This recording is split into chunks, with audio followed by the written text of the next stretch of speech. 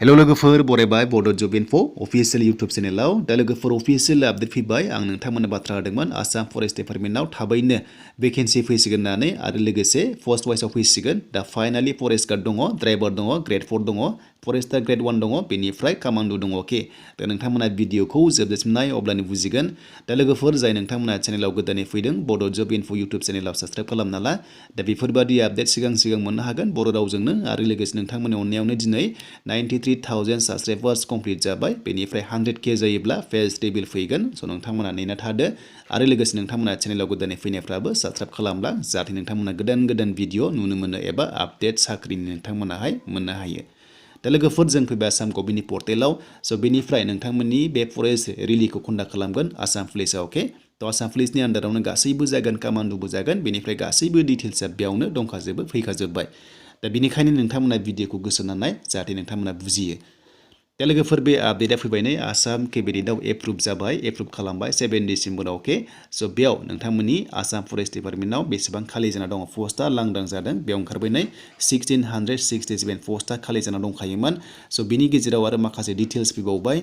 जेरै फरेस्ट गार्डआव 1226 अके देन बेनिफ्राय फरेस्टार ग्रेड 1 आवहाय अफिसार लाइनाव 264 बेनिफ्राय आसाम फरेस्ट प्रटेक्शन कनस्टेबल कमान्डोआव 279 एन्ड बेनिफ्राय ड्राइभाराव 142 स' बेनिफ्राय कुकआव 13 बे पस्टआ लांदां जाना दङ आरो बेखौ थाबैनो फिलआप खालामसिगोन आरो बेनिफ्राय गोदानै सोरजिबावनाय बेनो जाबाय निउ फरेस्ट प्रटेक्शन फर्स बेटेलियन अके जेराव 3rd आसाम फरेस्ट प्रटेक्शन फर्स होनना बुंनाय जादों अके स' बेयाव पस्टआ बारा दङ स' नोंथांमोना बेबादि टाइपनि मोनदों बे जाबाय नोंथांमोना 1115 आरो बेखौहाय नोंथांमोननि हेडक्वार्टाराव दङ बे जाबाय लखिमपुराव आरो रिलिया नोंथांमोना लखिमपुराव जानायनि चान्सखौ होनदोंमोन आरो बेयावनो जानो हागौ अके स' गासैखौबो लाना पस्टआ बुरजा ओंखारबाय बेयाव थख' खाबाय जेरै फरेस्ट गार्ड दङ फरेस्टार ग्रेड 1 दङ ड्राइभारबो दङ बेनिफ्राय कमान्डोबो दङ आरो लोगोसे 3rd आसाम फरेस्ट प्रटेक्शन फर्सबो दङ दा लोगोफोर नोंथांमोना पस्टखौ नुखाजोब्बाय अके स' बेबादि रोखोमनि दङ नै नोंथांमोना नायना ला